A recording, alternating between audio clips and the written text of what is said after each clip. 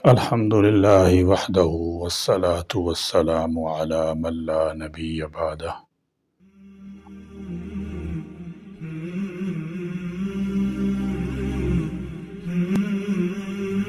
علماء کرام نے رمضان مبارک کے استقبال اور تیاری کے لیے بہت سی اہم ہدایات اور تجاویز بیان فرمائی ہیں، جن کا خلاصہ 30 اہم ہدایات کی شکل میں سمجھنے اور عمل کرنے میں آسانی کی غرض سے ان 30 اہم ہدایات کو بیان کیا جا رہا ہے۔ نمبر 1، فرائض و واجبات کی ادائیگی اور توبہ استغفار۔ آمد رمضان سے قبل فرائض و واجبات کی ادائیگی کا اہتمام کریں۔ اگر ذمے میں قضا، نمازیں یا روزے ہوں تو ادائیگی کی ترتیب بنائیں۔ سابقہ زندگی کی تمام لغزشوں پر سچی توبہ کریں۔ دل کو گناہوں اور برے خیالات سے پاک کریں۔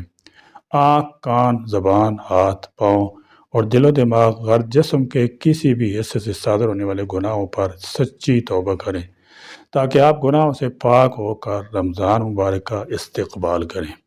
نمبر 2، رمضان مبارک کے مسائل سیکھیں اور سکھائیں۔ روزہ، تراویح، صدقۃ الفطر، زکوٰۃ، اعتکاف اور دیگر احکامات ابھی سے سیکھیں اور سکھائیں۔ نمبر 3، اپنے نفس کو تقوی کا پابند بنائیں۔ اپنے نفس کو ابھی سے تقوی کا پابند بنائیں، کیونکہ رمضان مبارک تقوی کی عملی تربیت گاہ ہے، اور اللہ رب العزت نے رمضان مبارک میں روزوں کی فرضیت کا اہم مقصد تقوی و پرہیزگاری کا حصول بتایا ہے۔ نمبر 4، صلہ رحمی میں جلدی کریں۔ قطع رحمی یعنی رشتے ناطے توڑنا بہت بڑا گناہ ہے۔ قطع رحمی کی وجہ سے دعائیں قبول نہیں ہوتی، لہذا رمضان آنے سے قبل اس سنگین گناہ سے توبہ اور رشتہ داروں سے صلہ رحمی کریں۔ رسول اللہ صلی اللہ تعالی علیہ وسلم کا ارشاد کا مفہوم ہے، اصل صلہ رحمی کرنے والا وہ ہے کہ جب اس کے ساتھ قطع رحمی یعنی رشتے ناطے توڑنے کا معاملہ کیا جائے تب بھی وہ صلہ رحمی کرے۔ نمبر 5، دل صاف کریں۔ ہمارا دل نفرت، جذبہ انتقام اور حسد کی آگ میں جلتا رہتا ہے۔ دل میں نفرت اور کینہ رکھنے والے کی اللہ سبحانہ و تعالی مغفرت نہیں فرماتے۔ رمضان آنے سے قبل اپنے دل کو ان فضول مصروفیات سے فارغ کر کے خالص عبادات کی طرف اسے متوجہ کریں۔ سب کو دل سے معاف کریں، کسی کا کینہ اپنے دل میں نہ رکھیں۔ صحابہ کرام رضی اللہ تعالیٰ عنہ نے رسول اللہ صلی اللہ تعالی وسلم پوچھا، دل کے صاف ہونے سے کیا مراد ہے؟ آپ صلی اللہ تعالی وسلم نے ارشاد فرمایا، وہ متقی اور صاف ستھرا دل جس میں نہ گناہ ہو، نہ بغاوت، نہ ہی اس میں کسی کا کینہ ہو اور نہ کسی کے بارے میں حسد ہو۔ نمبر 6، گزشتہ روزوں کی قضا۔ گزشتہ سالوں کے روزے اگر کسی شرعی عذر سے رہ گئے ہوں تو رمضان آنے سے پہلے ان کی قضا کر لیں، تاکہ رمضان شروع ہونے سے قبل گزشتہ رمضان کے روزوں کا حساب بے باک ہو جائے۔ نمبر 7، دعاؤں کا معمول۔ رمضان مبارک دعاؤں کی قبولیت کا مہینہ ہے، لہذا ابھی سے اپنے آپ کو لمبی دعاؤں کا عادی بنائیں۔ نیز یہ بھی ضروری ہے کہ رمضان سے قبل نبی کریم صلی اللہ تعالی وسلم سے منقول دعاؤں کے الفاظ زبانی یاد کیے جائیں۔ مسنون الفاظ پر مشتمل دعاؤں میں تاثیر بھی زیادہ ہوتی ہے اور قبولیت کا امکان بھی۔ نمبر 8، صدقہ کرنے کی عادت۔ شعبان کے مہینے میں روزانہ کچھ نہ کچھ صدقہ کرنے کی عادت ڈالیں، تاکہ رمضان مبارک میں سخاوت کرنا آسان ہو جائے۔ حضرت ابن عباس رضی اللہ تعالی عنہ کے ارشاد کا مفہوم ہے کہ رسول اللہ صلی اللہ علیہ وسلم سب لوگوں میں زیادہ سخی تھے، اور رمضان مبارک میں تو آپ صلی اللہ علیہ وسلم کی جود و سخا تیز چلتی خوشگوار ہوا سے بھی زیادہ ہو جاتی تھی۔ نمبر 9، کثرت تلاوت کا معمول۔ رمضان مبارک نزول قرآن کا مہینہ ہے، خوش قسمت لوگ اس ماہ میں تلاوت کی کثرت کا معمول بناتے ہیں، لہذا اب اسے تلاوت قرآن کو زیادہ وقت دینا شروع کریں، تاکہ رمضان کی آمد تک آپ کثرت سے تلاوت کرنے کے عادی بن جائیں۔ نیز اگر آپ حافظ قرآن ہیں تو ابھی سے قرآن کریم دہرانا شروع کر دیں۔ نمبر 10، شب بیداری کی عادت۔ رمضان میں راتوں کی عبادات، تراویح، تہجد وغیرہ کا دورانیہ بڑھ جاتا ہے۔ ان عبادات کو احسن انداز میں اور بلا تھکاوٹ سر انجام دینے کے لیے ضروری ہے کہ ابھی سے شب بیداری، نفلی عبادات کا اہتمام کریں اور پریکٹس کریں، اور اپنی بدن کو عبادات کی کثرت کا عادی بنائیں، تاکہ رمضان کی راتوں میں دقت پیش نہ آئے۔ نمبر 11، انٹرنیٹ، سوشل میڈیا سے احتراز۔ رمضان مبارک میں اوقات کی قدردانی بڑی اہم ہے۔ آج کل انٹرنیٹ، سوشل میڈیا یا وقت کے ضیاع کا بڑا سبب بن رہے ہیں، لہذا رمضان سے قبل ان کے استعمال کو ختم یا محدود کرنے کی کوشش کریں۔ امام مالک رحمۃ اللہ تعالی علیہ اور دیگر اسلاف کا تو یہ تک معمول تھا کہ رمضان آتے ہی علمی مجالس بھی موقوف فرما دیتے اور تلاوت قرآن مشغول ہو جاتے۔ نمبر 12، ٹی وی سے اعتراض۔ ٹی وی خرافات کا مجموعہ ہے، لہذا رمضان کی آمد سے قبل اس سے جان چھڑانے کی کوشش کریں۔ ٹی وی پر رمضان نشریات کے نام پر اکثر پروگرام غیر شرعی اور مخلوط ہوتے ہیں۔ ایک آدھ دینی پروگرام درست بھی ہو تو اس سے بنیاد بنا کر ٹی وی کے سامنے وقت ضائع کرنا ہوش مندی نہیں، کیونکہ دینی پروگرام کے دوران اشتہارات میں موسیقی نامحرم عورتیں رمضان کی روحانیت ختم کرنے کے لیے کافی ہیں۔ نمبر 13، رمضان سے پہلے پہلے خریداری کر لیں۔ رمضان عبادت کا مہینہ ہے، شاپنگ خریداری کا نہیں۔ عید رمضان میں رش اور مہنگائی کی وجہ سے وقت اور پیسے کا ضیاع ہوتا ہے، لہذا رمضان کی آمد سے قبل شعبان میں ہی عید کی شاپنگ مکمل کر لیں اور اہل خانہ کو بھی یہ بات سمجھائیں۔ نمبر 14، رمضان مبارک کے لیے کاموں کا بوجھ ہلکا کرنا۔ گھر میں کوئی تعمیراتی یا رنگ روغن کا کام کروانا ہو، مشین کی مرمت ہو یا گاڑی یا سواری کا کوئی لمبا اور پیچیدہ کلا کام ہو، اس طرح دفاتر اور کارخانوں کے محنت طلب پروجیکٹ ہوں تو انہیں رمضان مبارک سے پہلے پہلے نمٹانے کی کوشش کریں۔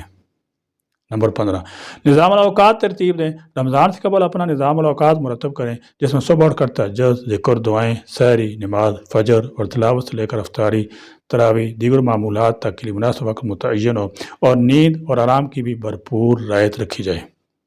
نمبر 16، نوکر اور خادم ملازموں پر کاموں کا بوجھ ہلکا کریں۔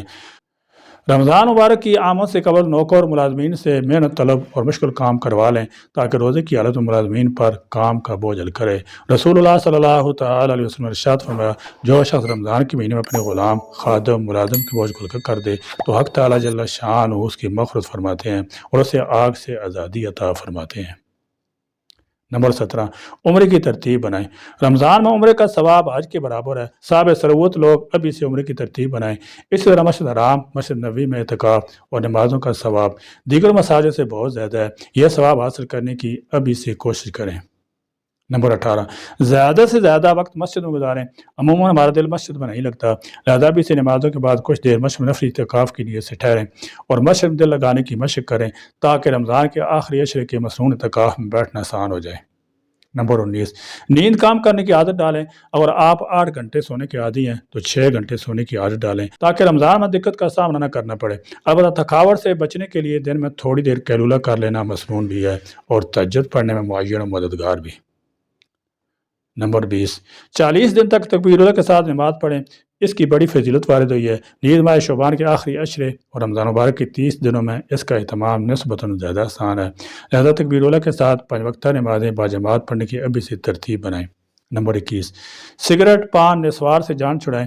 سگریٹ، نسوار، پان، دیگر نشاور اشیاء کا استعمال ابھی سے محدود کریں اور کوشش کریں کہ ان سے جان چھڑا لی جائے تاکہ روزے کی حالت میں کسی پریشانی کا سامنا نہ کرنا پڑے۔ رمضان مبارک نشاور اشیاء سے جان چھڑانے کا بہترین موقع ہے اور اس میں ہمت، حوصلہ اور اللہ سے مدد مانگتے ہوئے ان افعال سے بآسانی جان چھڑائی جا سکتی ہے۔ نمبر 12، ملاقاتوں کا سلسلہ محدود کریں۔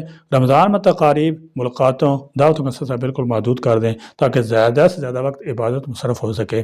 البتہ بیمار کی عیادت، تیمارداری، اس طرح میت کی تجہیز، تکفین، نماز جنازہ میں شرکت کے مواقع جتنے مل سکیں غنیمت جانیں۔ نمبر 23، چھوٹی چھوٹی صورتیں زبانی یاد کریں۔ قرآن کریم کی چھوٹی چھوٹی صورتیں ابھی سے یاد کرنا شروع کریں تاکہ نوافل تہجد میں انہیں پڑھا جا سکے۔ عام طور پر صرف 1 یا 2 صورتیں یاد ہوتی ہیں اور انہی کو بار بار دہرایا جاتا ہے، جو مثالی طرز عمل نہیں ہے۔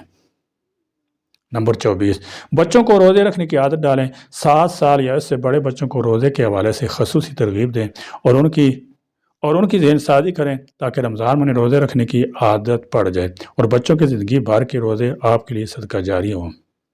نمبر 25، کم کھانے کی عادت ڈالیں۔ شعبان میں کھانے کی مقدار خاص تناسب سے کم کریں۔ غذا میں سبزی، پھل، کھجور کا استعمال زیادہ رکھیں تاکہ صحت توانائی برقرار رہے اور رمضان تک آپ کم کھانے کی عادی بن جائیں۔ نیز زیادہ کھانے کا بوجھ بدہضمی، سستی، عبادات میں رکاوٹ نہ بنے۔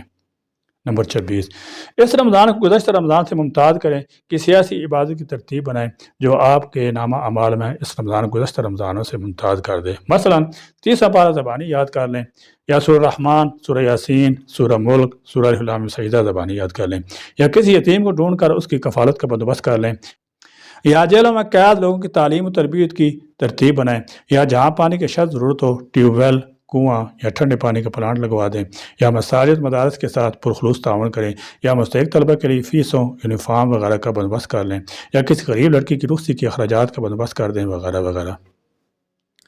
نمبر 27 ماہ شعبان کی تاریخیں یاد رکھیں۔ رسول اللہ صلی اللہ تعالی وسلم یکم شعبان کی تاریخیں یاد رکھنے کا بہت زیادہ اہتمام فرماتے۔ ایک موقع پر آپ صلی اللہ تعالی وسلم نے ارشاد فرمایا، رمضان کے لیے شعبان کی چاند کی تاریخیں گنتے رہو۔ مالی حقوق سے متعلق مسائل سیکھیں۔ عام طور پر رمضان مبارک کو مالی حقوق جیسے زکوٰۃ، عشر، صدقۃ الفطر، نذر وغیرہ کی ادائیگی کی جاتی ہے، لہذا ضروری ہے کہ ان سے متعلق تفصیلی احکامات پہلے سے معلوم کر لی جائیں۔ اس طرح جو مالی حقوق ذمہ میں ہوں، جیسے بیوی کا مہر، کسی کا قرض وغیرہ، وہ ادا کرنے کی صلاحیت بھی ہو تو رمضان سے پہلے ادا کر لیں۔ رسول اللہ صلی اللہ تعالی علیہ وسلم نے ارشاد فرمایا، مالدار آدمی قرض کی ادائیگی میں ٹال مٹول اور تاخیر کرنا ظلم ہے۔ نمبر 29 رات جلدی سونے کی عادت ڈالیں۔ دوستوں کی فضول مجالس، گپ شپ کی محافل، رات گئے سر انجام دی جانے والی سرگرمیوں سے آہستہ آہستہ کنارہ کشی اختیار کریں تاکہ آپ رمضان میں تراویح کے بعد فوراً بلا تاخیر سو سکیں۔ یاد رکھیں، تہجد اور سحری میں اشاعت بشاعت اٹھنے کا دار و مدار بر وقت سونے پر ہے۔ نمبر 30 دعاؤں کا بہت اہتمام کریں۔ رمضان مبارک کی تیاری کے حوالے سے بیان کردہ ہدایات تجاویز پر عمل پیرا ہونے کے ساتھ ساتھ اللہ سبحانہ و تعالی سے رمضان مبارک کی روحانیت و برکات کے حصول کے لیے خصوصی دعائیں مانگیں۔ بالخصوص اس دعا کا اہتمام فرمائیں، اللہم بارک لنا فی رجب و شعبان و بلغنا رمضان، آمین یا رب العالمین۔ وآخر دعوانا الحمدللہ رب العالمین۔